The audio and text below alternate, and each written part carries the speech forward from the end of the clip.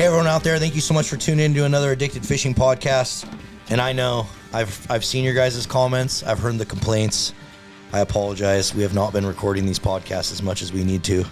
I blame it on Jason. It's been a minute, man. Yeah, you can blame it all on me. I haven't really even been here. I've been disconnected from the live feed for a couple months. I haven't even seen you since the show. You've been gone. I've been traveling and show season and all this different stuff, and it just turns out, I guess, when I'm not here, they just don't record a podcast. Sometimes Clint we do, but it's like 1 out of 10. It's like 1 out of 10. Maybe 2 or 3 out of 10. Clint said he'll be like, "Hey, you guys want to record a podcast?" And all you guys will just look at him like he's stupid. I mean, you guys, you didn't know, Jason, but I guess Marlon's like a closet bass fisherman now. He's like super into it. Oh, I love Cameron bass was fishing. telling me. There's no closet about it, bro. He's come out. I've come out of the closet on bass for sure. Dude, I tell you, me and Cam went to Clear Lake, and after spending 2 days fishing that thing, like, I want to go there for a week. Yeah, he said you were like a kid in a candy store down there. Dude, it was so freaking epic. It sounded like it was good fishing, too. Oh, it was fun. We couldn't get the really, really big ones to bite. But, dude, the amount of fish in there is crazy. At one point, we found this bait ball that was just circling like this, dude, and there was just bass just blowing through the bait ball. It was freaking cool. That's cool. It was cool. But, guys, we are going to try to get into recording these podcasts a lot more often. I know you've probably heard that 50 times throughout the course of this podcast career, but we are going to, I promise. We're definitely going to. Also, special announcement. I know a lot of you guys that listen to this podcast have also wanted the Addicted Hunting podcast to come back. Well, it's back, guys. Addicted Hunting podcast is back. Every single Tuesday, 8 a.m., we release an episode on the Addicted Hunting podcast on YouTube, Spotify, Apple, Amazon, all the platforms. You can find the Addicted Hunting podcast. So check it out. Go look at it. Tell us if you like it. I'm stoked we're doing it again. They're have pretty you listened cool. to any of them? I have. I've listened to all 3. Yeah, it's sweet. I'm excited we're doing them. And there's some funny stories in there. Dude. I make a lot of jokes about spotlighting and things like that. The head-on one was priceless. Yeah, there's some good stories in there worth listening to. But before we do have a special guest that we're going to bring in here at some point. But before we get into that, we got to get an update. Dude, what have you been doing, Ryan? First, introduce yourself, because there might be some podcast listeners that don't know who the heck you are. I'm Ryan, Riverside Guide Service, and been guiding for 18 years now. So long that he can't remember? Yeah. Yeah. And savage fisherman, guys. Just been killing springers, dude. It's been freaking some of the best fishing I've seen in years. I think we are in for an insane run this year. Yeah. I think there's a lot of them coming. I've always said early runs are big runs. Yeah. There's a lot of them coming. A good run never shows up late. I've yet to see one. Yep. Yeah, so guys, Riverside Guide Service, make sure you check them out. We do have them on the website at addicted.fishing. You can click on there and find Ryan. But if you haven't fished with him, put it on your bucket list to get out with him for a day, because you'll learn a lot. He's a killer fisherman. What about you, Jason? Just been killing springers. Same thing. You guys have both been in the same areas, haven't you? Yeah, we've been pretty much fishing right next to each other for the last 2 weeks. Yeah, exactly. So, yeah, it pretty much goes hand in hand. You know, some days I'm looking at Ryan and saying, what in the heck is he doing right now? Because he's sideways almost every pass. And I'm like, I don't like to go a pass and not get bit. I get frustrated. I wouldn't say it's from me not getting bit. It's just from me, like, they just have a hard time sticking on the hook sometimes. And I feel like every day, you're a 3-hook guy, aren't you? All day. Yeah. Every day except the last 2 days of the season were pretty banner for myself. Yeah. The last 2 days, I do not know what went on with my hookups or anything like that. I mean, it was just bite, load the rod up, and they just let go. And I had a lot of that too, Ryan, for some reason on Saturday. And I know you're a 3-hook, and I use a 4-aught, 3-aught, 2-hook, just like a 4-finger spacing. But we missed a lot of fish. Yeah. I years ago, like in those glory years of like 2011, 2012, I used to run 2 hooks all the time, because I was like, I think the baits spin a little bit freer, and and you have to be a little bit more dialed in when you're running a 3-hook setup. And I had a day where I went 1 for 21, and I went that night, tied 3 hooks, and then I went out and went like 8 for 8 the next day, and I was like, I'm good. And it takes, like I said, it takes a little bit to get it dialed in to get your spin right, because it is more weight of hooks and, you know, stuff like that. But And so if you're doing a 3-hook, what are you doing? A 4-aught, 3-aught, 3-aught? Or what are you doing? A 4-aught, 3-aught, 2-aught? What are you doing? 5-aught, 4-aught, 3-aught? 3-aught, 3-aught, 3-aught? What are you doing? 3-2-2. Okay. I knew it was going to be lighter and smaller because you'd have And sometimes I'll go 2-2-2. And that's one of the things I was trying to tell Jason when we were out there, because he was using a 5.4, and I think that having that back hook a little bit smaller is really beneficial. Really beneficial. I've just always felt like I've never went bigger than 3-aught for spring Chinook. Now, in the fall, totally different. I think the 5.4 is like the way to go, you know, so you don't bend them out. They're stronger. They got big mouths on them. That they're more developed fish. But your average spring Chinook's in that 8 to 12 pound range. So I like smaller hooks that penetrate better. Yeah. But I was going to say, Jason, he was putting the wood to me for a couple of days, and then it goes back and forth. Then I put the wood to him for a couple of days. Yeah. And I'm not shy to admit it, but there was a couple of days where I was struggling to get bit, and I'm like, oh, look, Jason's sideways again. Oh, it must be nice. I will say I'm pretty proud of myself for like my rookie season guiding in the Columbia. I feel like I did pretty good. I mean, it's not my first year fishing in the Columbia, but first year guiding felt like I was going to say, you're not fooling me because I know your dad. Yeah, exactly. So, no, it's been a good spring. We have a little Saturday opener this Saturday, so I'm looking forward to it. Yeah, will this it'll podcast be out before then, Clint? Yeah, it probably will be. So Yeah, it'll be April 18th. give Jason and Ryan a call, guys. They might have And a it's seat. been nice having you out there, Jason, you know, like working together. Like that's what makes us shine a little bit more, is having a little network with each other, you know, and it's good to have another guy out there that Splitting up a little bit. Dude, I was calling all my friends on Saturday. Everyone that I knew that was trolling in the area to me, I was calling all of them and be like, get out of where you're at and come over here now. Like, if I wouldn't have been I didn't getting get the bit, call. if I wasn't getting bit the way I was getting bit, I was going up there. Like from the way you dude, I have you not made it seen sound, springer dude. fishing like that in freaking forever. I went like 400 yards. We had one dead, had another one on, and I'm like, oh man, is this going to be like just a fluke, or is it going to keep going? And then Don't it be a just kept bingo going. pass. Then it just kept going. We killed 2 on our first pass, and I'm not talking like a long pass. And so I was like, oh my gosh, it's going to be crazy today. Yeah. So, and then we just went on an absolute tear of just losing them. Broke a rod, broke an X rod, dude. First time I've ever broke one of those. I've had that rod for 7 years, and it broke like something happened to it. Like it got stepped on. Someone dude, leaned it on the gunnel and hit it. something happened because dude, I was like, and we probably need to go back and review the footage. Yeah. Because there's a chance I was high sticking it. I don't really know. High chance of high sticking. Yeah, there's a high chance I was high sticking. Yeah, but it doesn't matter because where it broke, dude, it broke like this far up the reel, like from where the reel was at. Yeah, that wasn't from you fighting the fish. So No. It got damaged at some point somewhere else. Exactly. And it wasn't like it was a big springer. It was like a 10-pounder. And I was just lifting to get it to the net so Colt could get it. Yeah. And the rod broke. And then, of course, as soon as the rod broke, it just released all the pressure off the fish. And I watched him like swim away in slow-mo. I was like, so mad. 3 hooks, you might have got it. I know. I might have to see your setup. Quite possibly. I know I'm tying some 3-hook setups for this Saturday opener. That's definitely going to be a thing. I like it because it's like an insurance policy for me. Like, there's always one right in the corner or even in their tongue, and then you got another one, either they're double pinned on the bottom or one's there and one's in the side of their cheek. It just holds them in. Dude, you get a fish tongue hooked, it is dead to rights. I mean, that fish, I could barely 90% of the He's time screwed. is I hitting could barely the net. get one out the other day. It was so buried in the tongue. I was just like, I'm going to have to cut this leader and just put a new leader on. Well, the video that you took where the fish had swallowed like all 3 hooks, that was crazy. That one was all the way to its stomach. I don't think I've ever seen a fish like it was. The third hook was pulling its stomach. The second hook was deep in its gills, and the third hook was in the like top of the mouth. Oh my God. He was screwed. He wasn't going I was anywhere. so glad it was hatchery because, you know, a fish like that, I hate to, Yeah. you know, if it was wild, I would have just cut the leader and let it Doesn't swim seem off. like there's been very many wilds, huh? Did you hook very many? Yeah. See, in both days, so I got 2 bolt each day. Saturday, I was out there Saturday, Sunday in my boat, and both days I got 2 wilds. I've gotten 1 all season. You got to catch more fish, dude. Yeah. I landed, I mean, not a bunch, but I landed 2 on Saturday, and I landed 2 on Sunday that were, you know, Wilds. yeah, not misclipped, full wild. Get this. Today, I was out on just a local trip messing around. I caught a wild spring Chinook jack.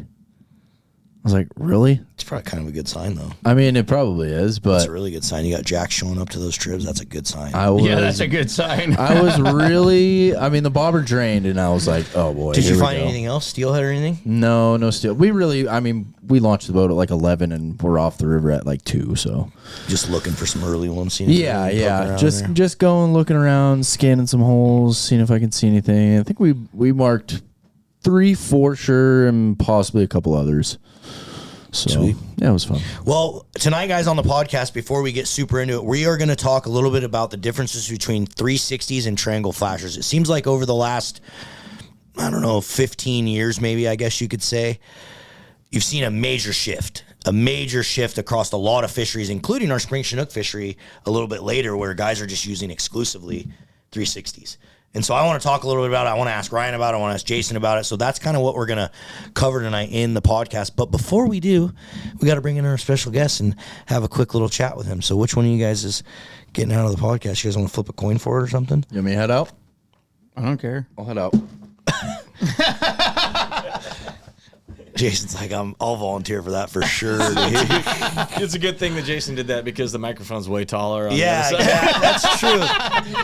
Appreciate it, short king. That was played well. Huh?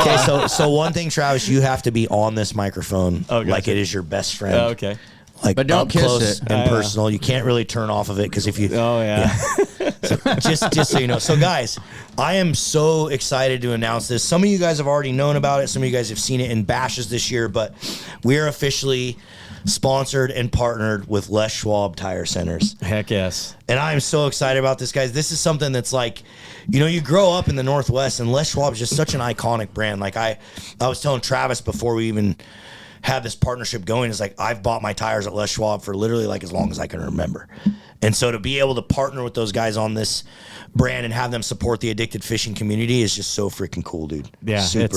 I'm cool. excited to be a part of it. I mean, I've been a fan of Addicted for a number of years. I am an absolutely terrible fisherman, but I love to do it. But educating and inspiring and entertaining, it's definitely something that I've taken part in the last several years. So For sure. What about you, Ryan? You shop at Les Schwab ever?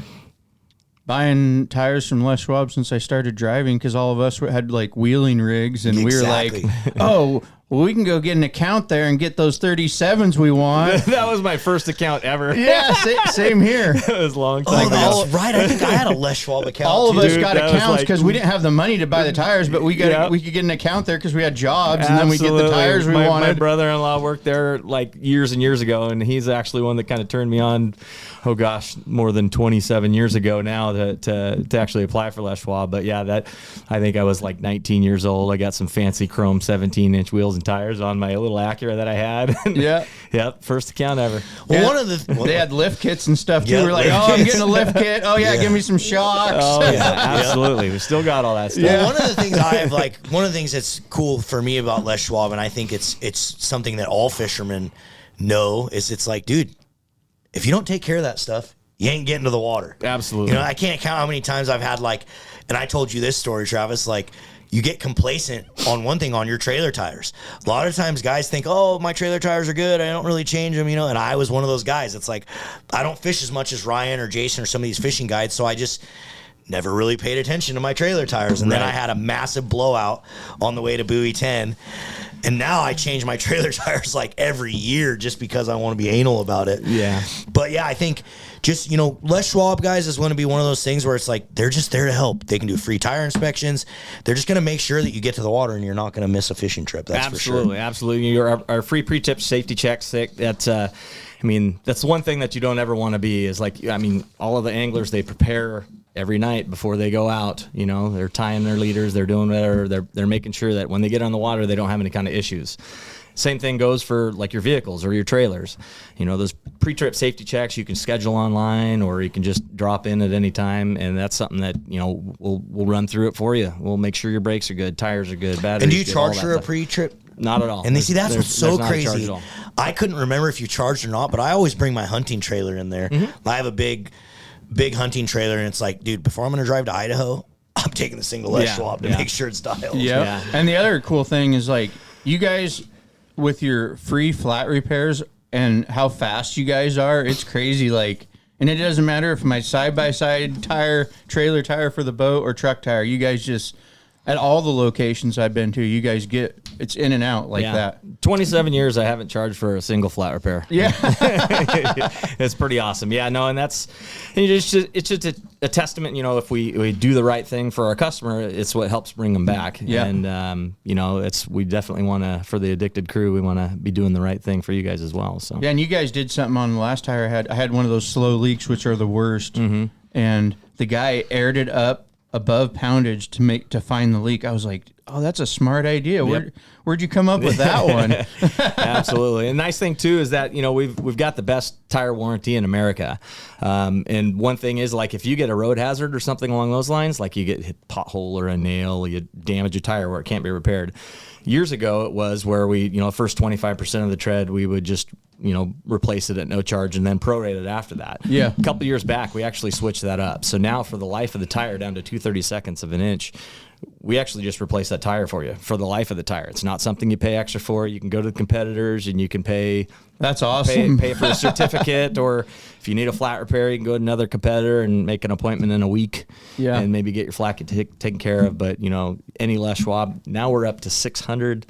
And we opened 3 stores in the Midwest somewhere in Minnesota, I think it was. I think we're up to like 619 stores now. Yeah. We're going into like Iowa, and it's crazy. Yeah. That's really cool. That's crazy. Well, one of the things I wanted to get before we let Travis out of here, we're going to ask him a few more questions, but they're offering a special deal to all the addicted people out there, which is I'm excited about. So, guys, you can get $100 off any purchase of $1,000 plus. So, if you're already going to go buy tires for your truck, we all know they're going to be $1,200, $1,400, $1,700. Yep.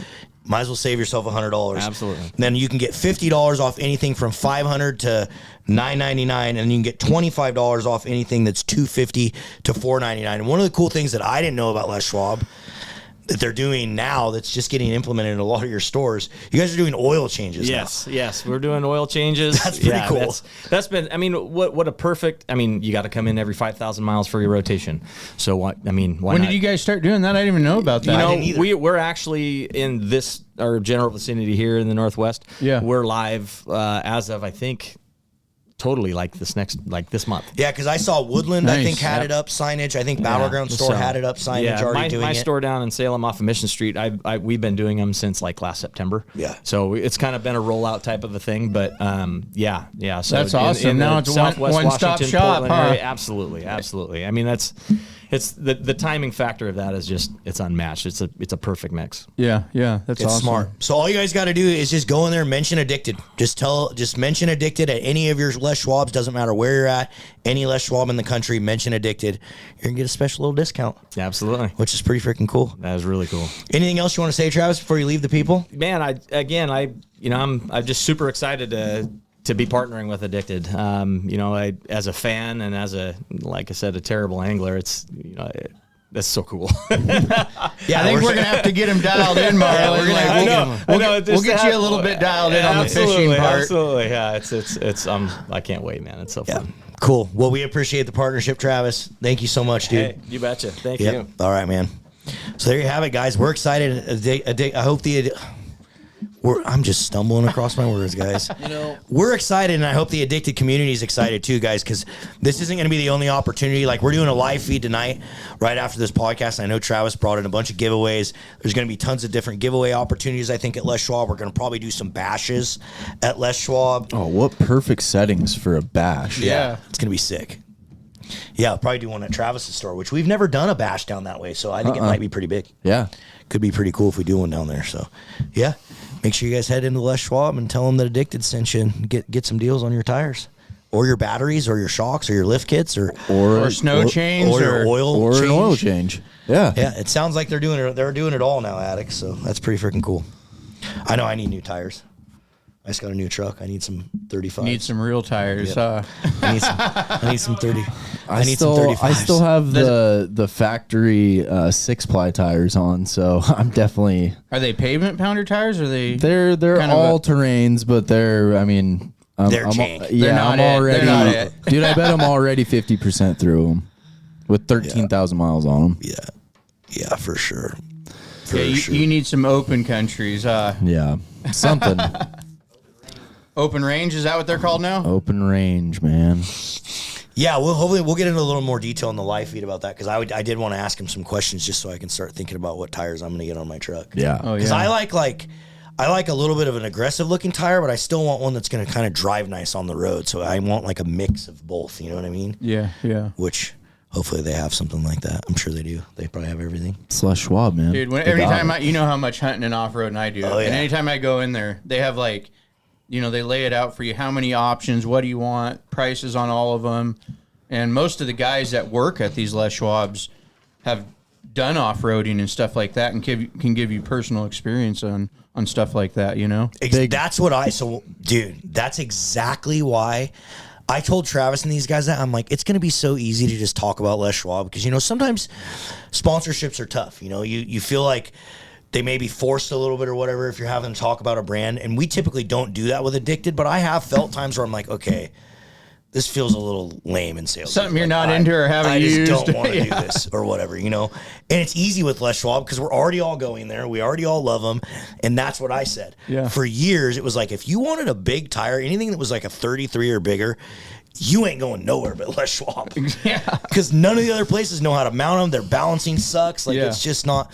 They also do something, I don't know if Travis wants me to promote it because I feel like some of the Les Schwab guys get annoyed when I ask for it, but they do road force balancing.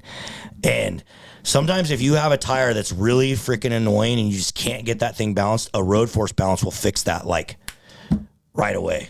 And that's something that they do if you have a tire that's like super wobbly or annoying or Problem child tire. Yep.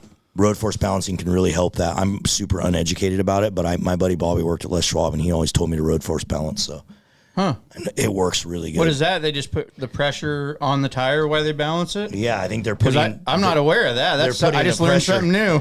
It's like the pressure of the road, right? Yeah. Yeah, essentially it's got a roller on it. Puts kind of the pressure of the road on the tire, and then it kind of measures like the heavy spot in the tire, and then also kind of measures the run out in the wheel, and it gives you a 0.1 and 0.2, and you put 1 and 2 together, and it gets the least amount of road force. Yeah. So if you've got something that's giving you like shaky problems or maybe a little bit out of round or whatnot, it just dials it in that much more. So It's really nice. That's awesome. Yeah. Yeah, because I've had tires before where you balance it, and you just can't get like that vibration or that speed. It'll vibrate at some speed. Right. And maybe that's the ticket. Yeah, for sure. And it's not every tire that needs to be road force, No. but when you do have that one problem child, it makes it mint for sure. Cool. That's awesome. Thanks, Travis. We had him jump back in here, guys. We had him jump back. But the basic theme of this and why I love Les Schwab, guys, we trust them because they're going to make sure that nothing's making it so we don't get to the water. Even in a recent episode, Big Dave and Popoff got a flat up in the woods. Yeah. And they drove into Les Schwab and they fixed it, and then they were right back out fishing. So pretty freaking cool. We got to talk some 360s and some Tringles. Yes. Yes. Why aren't you using 360s right now, Ryan, in this Lower River Spring Chinook fishery? The one reason, basically, Yes. because the fish are on the deck and they don't really want it that fast, and you got to get that gear right down on the deck, and it's super hard to try to get a 360 to stay in the bottom 1.5 water column. That's why. That's kind of what I thought was the issue. The thing I think that's kind of what I'd always thought as myself. It's like, well, guys aren't using them because you have to be on the bottom. I mean, even with our live technology now, you mark some fish for sure.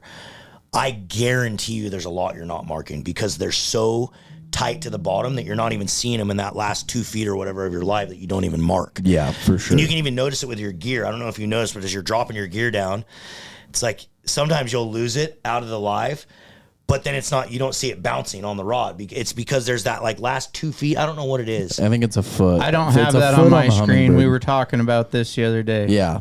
I don't have that. That last foot. You can drag that rod and I can see everything. Yeah, so we don't. We have that last foot. I thought all of them had that. As far as I know, like just around like what Ryan just said, I think the other brand is pretty clean down there, and the Hummingbird is about a foot of disturbance. And one thing I did say is like play with your gain, back it off. Yeah, there is a lot of that, and that's why my screen the other day when you were on the boat was looking a little more. I don't know, like there was a little bit more interference because I was able to pick up the bottom Yeah, now I can't see my bait, but I we- can see the flasher and the weight. So when you're you can dragging. adjust the contrast up and down, and it'll basically make the screen clear, but you lose more of the detail of actually being able to see the stuff is good. No, I don't know about your guys' units, but on mine it's gain, and that's not the contrast necessarily. That's how We have strong gain and contrast. That's We how have both of strong your Well, we have transducers. sensitivity. Okay, Sensitivity and contrast. Yeah. You can adjust both. I'm sure I can on mine. I haven't messed with the contrast too much, but I mean, literally, you can see the weight bouncing on the bottom and the flasher right on the deck. Yeah, I usually, when I'm dropping my rod, I can literally watch it, go down to the bottom, hit that bottom line where, we think bottom is, and then it'll go about another foot. And then it'll hit. And then it'll go thump. And Yeah, we'll come because up me a and you half were crank talking or a about it crank. the other day. You're like, dude, there's fish underneath it that you don't see. And I'm like, there's not on my screen. Yeah. No way. No, dude, and it's funny because specifically Sunday, I marked, you can tell. Like, you can tell it's literally, a lot of these fish show up on my screen as just a tiny little hump. Because, the bottom, that red line that you see on the bottom, it's pretty flat. And then every once in a while you'll see a little hump, and then it'll move. Like, it'll move faster than like the rest of the bottom well. Yeah. Like, it's moving faster than your boat is moving over the bottom, basically. And that's what, to me, that is like 1,000% a fish. And then sometimes, you'll just see them. They'll come up to the gear and then they'll go right back down. And Or it they'll is disappear seriously or they'll could just bite. be a setting thing. Like, could be. It could Could be be. literally the dialing. One of these days, I'm gonna have to get in your guys' boat and I want to play with it to see, because Have you ever watched the video where the guy does the comparison of the two units? It's a great video. It's like, I don't care what anyone says, they're the same freaking unit. Like, the guy's literally comparing them both side by side, every single feature, and he's got them both on the same well, I'm screen. sure they're very I similar. I think Hummingbird has them. I think Hummingbird Just has watch them the in, video. and It's interesting. A couple different areas. It's interesting. Where, it's hard to say. I know that a couple of the brands are already, they're already teed up in the next launch. Oh, I know. I'm excited for the next one coming out. That's what I heard both the companies have next ones. I'm going to throw the unit out of because I have two screens. I'm putting one of them in my small sled because I don't even have a fish finder in it. And then that's my sales pitch to the wife. Yeah. I'm like, well, the small sled needs a unit, so I'm going to have to get a newer, bigger screen for the big boat. Yeah, the live technology, guys, is fun. It's not, you don't need it. It doesn't it's not this game-changing thing. It's going to make you all of a sudden some magic fisherman, but it is cool to have and it is fun for sure. Yeah, I love definitely it. not necessary for triangle on the bottom trolling. Now, No, but I'll tell you 360s what, dude, Saturday and Sunday, I called so many bites. It was fun. I've been calling yeah. them every day. Yeah, But it's you fun. guys want to know what I think it's really important and it helps us get bit more? If with the live is, there's fish, you see them come into your gear. If there's something like scent wise or brine wise on your herring that they don't like, they're going to let you know. You would never know that without that. Yeah. So that's going to add That's what I was that's going to add 20 to what I was 30% trying more to tell you. bites. about, not getting bit, because you're like, dude, we're having all these fish come into our gear. I'm like, there's something wrong. Yeah, there's a scent. It's There's generally a scent, a scent. there's a brine, there's something that they don't like. Dude, what was so messed up, And it though- doesn't matter. You can say, oh, I was smashing them yesterday, but it's doesn't matter. It's a completely different day. New fish, different fish. Very true. But then we came out and we brought my herring and we never even saw a freaking fish. So it's Yeah. with my herring, they didn't even come But near I the have boat. seen that They this just- year, you guys. We've been watching that water temp climb, and I've seen days where this was working really good, and all of a sudden you go out there the next day, and I watch fish come in the gear and just shy away, and I'm like, all right, start moving around a little bit, playing around with different scents, and I agree. Especially for springers, dude, because they're just so bitey. They're very finicky. They can be they're the finicky, most but they're bitey- very bitey. They I can be the agree. most bitey, finicky fish we target. Yeah, Hands down. and I definitely have had some stuff dialed in. Cam would tell you a bass, though. Whatever, dude. Like Saturday, you can't really use it as a judge. Sunday, it was a little bit tougher, and I played around a little bit, and I definitely got something dialed in. And then I noticed, Monday, I was like, okay, this is what they want. I looked at the water temp, and I go, they're gonna bite this until we can't fish anymore. So I did see a guy get one on a 360 I found some things for on sure. Monday. Yep. Some of that stuff makes a big difference. People don't think it does, but it abso-freaking-lutely does. Me personally, I definitely put a few tweaks into my scent, and I don't.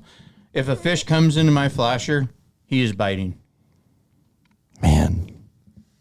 He is If biting. that was the case for me He is biting. on that Now, 3-day opener, the only fish dude, I I'd have been marked- Yeah, done but by did you 9. play with any of that? Did you try 15 different scents while you were out there? I tried a handful of, I wouldn't say 15 different scents, but I tried probably 5 or 6 different scents. I mean, I've got all that scent in my side tree. weren't Like, getting- freaking, let's just play with it. We weren't. So basically on Saturday, like Ryan said, it didn't matter. The fish Didn't were like matter. suicidal. But on Sunday, it was tougher, and we were kind of out fishing people, and we were trying quite a bit of stuff. And we got a few fish on anise for sure, but it just seemed like a natural salted, really good cured herring was what was getting them. For Man, me. that's so weird because that's exactly what I've been doing all season. The one scent that I will say that we got bit on more is the Addicted Salmon Blend. That's sweet. Yeah. I haven't got bit on anise all year. Not one bite. Me And I know neither. guys that Me have done neither, pretty but I well haven't on it. fished it. We caught a few fish for sure using it, but it wasn't like something where I was like, put anise on everything. Yeah. Like, it wasn't that. Yeah. My one brine is literally just it's just the Procure Brine and Bright, some freaking distilled water, and that's it. Like nothing else. Like I don't do anything. You don't I do put- extra salt? You're using that high end Oh, water. I huh? use a little bit of salt. Okay. Yeah, I put a little bit of salt, but not a lot. One thing, and I don't know if people are gonna hate because I say this, but there's nothing better than the river water. Columbia water, and a lot of people have told me that. Yeah. Whatever water you're fishing, that's the water I use. Yeah, people have told me that, and I used to have a buddy like Jerry Scheidt back in the day. He swore by it. Like when we would go I out swear springer by it. fishing, he would fill up jars. He would fill up jars of Columbia River water because he was like, it makes Yep. a difference. Every day when I rinse out my bait containers, I refill them with river water. And I honestly think it makes, you talk about the 5 or 10% or whatever. Yeah. I think it matters. Yep, it may. I did it for the first few days, and then I forgot to get river water, and then I just used distilled water, and the next day I caught a handful of fish, and I was like, maybe it doesn't matter as much as I thought. I but- think where people get, because I see it all the time with so many fishermen, and I see it with you too, Jason, but it's like sometimes, dude, there's these like one little things that these guys are doing, and then that's what makes them like a consistent fisherman. Yeah. Everyone can catch fish. Like even on Saturday, I was like, I'm a hero, dude. Look at me. I can be a fishing guide. Every boat on the river was You a know hero. what I mean? But it's like, but then it's like, okay, why on those other 2 days were there people that were just really like not able to catch them? There's something going on. It's not, there was fish there. You saw fish caught. What was the deal? Like, that's what gets in fisherman's head where it just starts to annoy you. Like, Yeah. And I mean, It I starts to wouldn't annoy say you. that it wasn't. well, even in the tribs, like you look in the tribs, it's like, look at you. A lot of times you go in there and you smash them every single time, more than other people. I'd like to think. No, you do. And there's little things that you're doing that other people aren't doing. Yeah. And I think that's the biggest difference in the big He's all river, trying too. to downplay it. Yeah. No, I think that's the number one difference. Like I told you the other day with Cameron, when we were all kind of yelling at each other and arguing about it, is like the number one thing, no matter what, is these guys know how to freaking control their boats. Yeah. Like perfectly. They know exactly how to control their boats. That is number one. Period. End of day. Right speed, right knowing exactly what the springers want. But then it's like, what's that extra 1%? Or 10 or 5. Yeah. Cameron said that when he came with me when we fished the lake. This is probably 5 years ago. And he goes, "Don't get me wrong, dude. There's something in your shrimp, but it's how you're driving. It's how you're driving this boat is why you are putting the clinic on all these boats." And I've seen it with Popoff. Like I always tell the story of the summer Chinook day when we were filming an episode down and we were going to plunk because we were killing them like fishing wobblers. And for some reason that day they didn't want wobblers. And Cameron kept calling me like, get here now. Like we're smashing them. Popoff never ran my boat before. We had no trolling gear. Cameron literally threw us stuff. Nice. And we just like put stuff together, like just Clipped it randomly. on and went, huh? Dude, and Popoff went out there, never ran my boat, and just put on an absolute clinic. I mean, we had 2 triples, dude. It was nuts.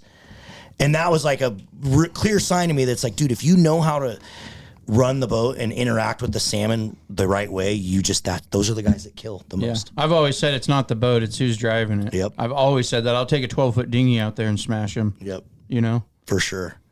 But Okay, so back to we've just deviated. We got way off course. Crazy off course, but But good deviation. yeah, super good. Hopefully, you guys got some good little nuggets out of that. Ryan's not going to tell us his secret little thing that he's doing, but maybe he will. maybe off after camera. the season. Maybe he will off camera. But what? So right now it's just primarily triangles because you're wanting to stay on the bottom. You're So wanting to, for me personally, I fish triangles on the lower Columbia Spring Chinook.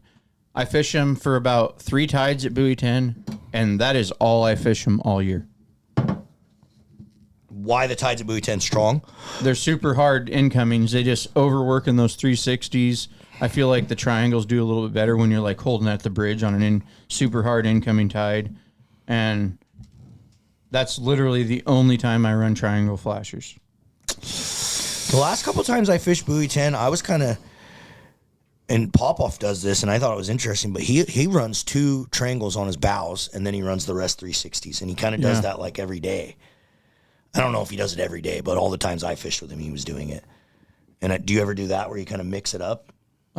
Sometimes it really helps keep them separated, and you don't have the pull on those front rods. You don't have to run as heavy lead, and I think you can, especially if you're like, working the sand and stuff like that, you got those rods down there just like, if those fish are sucked to the bottom. They're hunting on the bottom. Yeah. Nick actually told me that, and I like it a lot, and I did it a few times, and it definitely works. So Cameron When always you got told me, 4 360s back there, I think you got it covered if they're going to call them in. But if you got fish that aren't being sucked into those 360 flashers, like those ones on the deck, dude, those triangles are going to get them. Yeah. Cameron always told me the 360 thing is a water clarity thing, not a speed thing, not a temperature thing, it's a water clarity thing. I tend to agree with that. I agree. Interesting.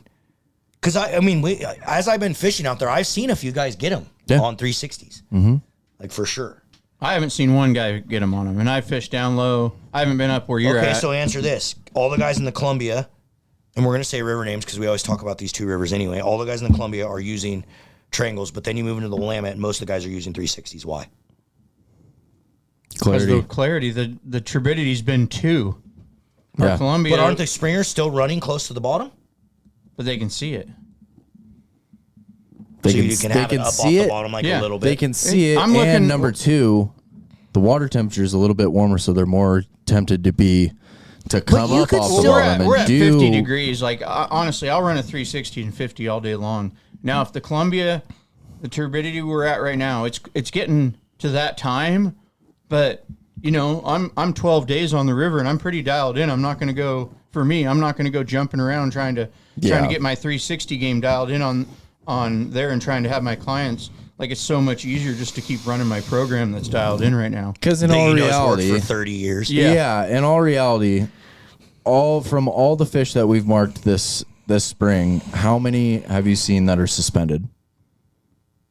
I can say 2 for sure. Were Now suspended. Saturday, you guys, I wish I had a video of this. We came off one of those big humps and we were nowhere near the bottom. I see this fish behind the hump. He turns. He's probably 7 feet off the bottom, and I just see him come charging straight in and just smash the rod. And I was like, "Oh, they're aggressive today." They're suicidal I was like, today. that thing came like 8 feet up and just smashed that thing. So I was actually seeing a lot of fish suspended on the slack tide, like a lot of them on the incoming, like on my live, like coming up and stuff. And at one point I'm like, oh my gosh. I'm like, look at these idiots. And there was 3 springers. You could see them clear as day on the live. They were like 10 feet down. And I was like, Those ones are flying. dude, I was yelling at the screen. I'm like, what are these things doing? They're 10 feet down. And then the bow rod buried. Oh, yeah. And so that one of those must have went down and ate the Dove bow rod. down, Yeah, yeah. but it's like, I don't know. You guys fish the Willamette, dude. There's nothing wrong with 15 on the counter when you're in there. Oh, for sure. Now, 12. You can get them crazy good in there at that level. Yeah. So Yeah. now why, as we start moving up the Columbia, especially as we get above Bonneville Dam, it seems like everyone switches to 360s. Why is that? Why aren't people still using Well, triangles? my opinion on that is, have you seen the bottom up there? It's not a sand bottom anymore. So you have rocks, lumber, milfoil. And more apt to be suspended. It's not sand humps like sand dune looking bottom, So those fish, they don't want to swim down there and all that junk, and the depths are changing from 120 feet to 50 feet. And so once those fish get over the dam, it seems like they cruise about 15 to 20 feet down and just go. You know, they don't have the current to push them down anymore. Yeah. That's what I Slack think. water. Yeah. And that's probably the biggest thing is they don't have the current. So they're going to find a depth that the light gets dark enough and they feel secure and they're going to go. Just finding that least path of resistance and just ripping up river. Interesting. And then when you guys move up there, you're doing a lot more like spinners, smile blades, coon shrimp, not as much herring. Are you running any herring or? Oh, yeah. You are doing some herring up there, yeah. Early in the season. Once you see those, I would say as the counts are climbing and if your water temp's still cool enough, I think herring is definitely something that should be in your arsenal. And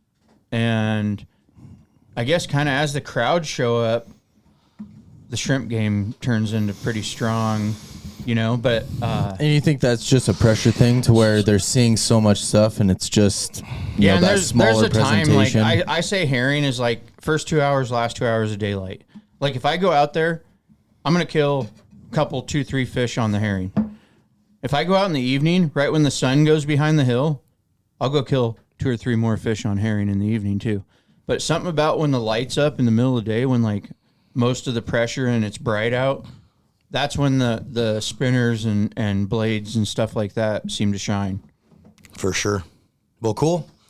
Well, guys, before we leave, what do you got going on the next couple months, Ryan? Can people get out fishing with you and hit you up? Where do they find you? Definitely. How do they find you? What are you fishing for? What are you doing the next couple months? Springer fishing till could be into July a little bit, you know, just Never know how good the run's going to be.